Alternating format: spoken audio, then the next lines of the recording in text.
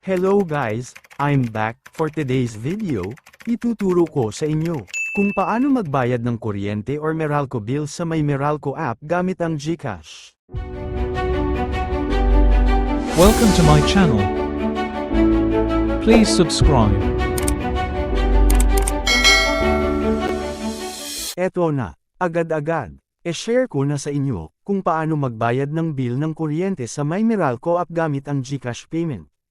Let's do this. Syempre, bago ang lahat mag-login ka muna sa iyong may Meralco app. Sa nagtatanong bakit wala akong username na ginamit, ang sagot ay, dahil nag-link ako ng email ko sa app na ito, kaya sa madaling sabi ang username ko ay yung mismong Gmail address ko. Sa pag-login, pwede ka mag-login gamit ang biometrics or yung MPIN na ginawa mo. After mag-login, lalabas ang kabuoang dashboard ng iyong app. Nandyan ang customer account number sa left side, at due date naman sa right side. Sa baba niyan, makikita ang amount ng iyong bill na babayaran, sa baba naman ng amount, makikita ang Pay Now button. Hindi na natin kailangan pumunta sa billing icon para magbayad ng bill. Diyan mismo sa dashboard, pwede mo nang i-click ang Pay Now. Double check mo muna lahat ang details para maiwasan ang pagkakamali. Tapos click ulit Pay Now.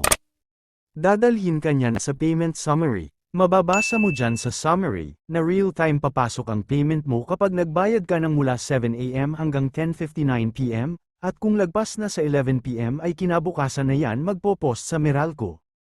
Click mo lang ang Pay Now. Then, ididirekta ka na niyan automatically sa payment method. Ang mga choices mo para makabayad ka ay card at e-wallet. Dahil GCash ang gagamitin ko, kaya click lang ang e-wallet. Then, makikita mo dyan na, pwede ka rin magbayad ng bill ng kuryente gamit ang Maya, GCash, Shopee Pay at Bayad Center. Dahil nasa GCash ang aking pambayad, at kung ganun din kayo, click mo lang ang GCash, tapos click Pay. E-redirect ka nyan sa iyong GCash app.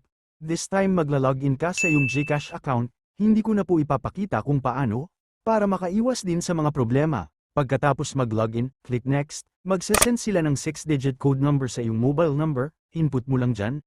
Click Next. Then, dadalhin ka nyan sa MPIN mo, input mo lang, tapos click Next.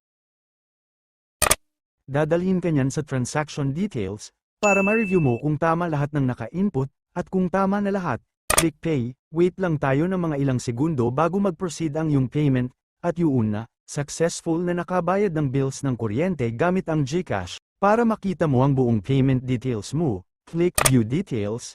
Paalala lang din na may convenience fee na 6 pesos ang ating transaction at ito ay isasama sa babayaran nyo na bill, kaya mas mainam na may pasobrang budget.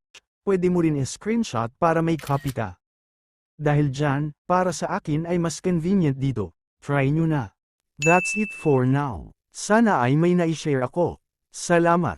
Please subscribe for more. Kaya naman hanggang dito na lang. Hanggang sa muli. Bye-bye.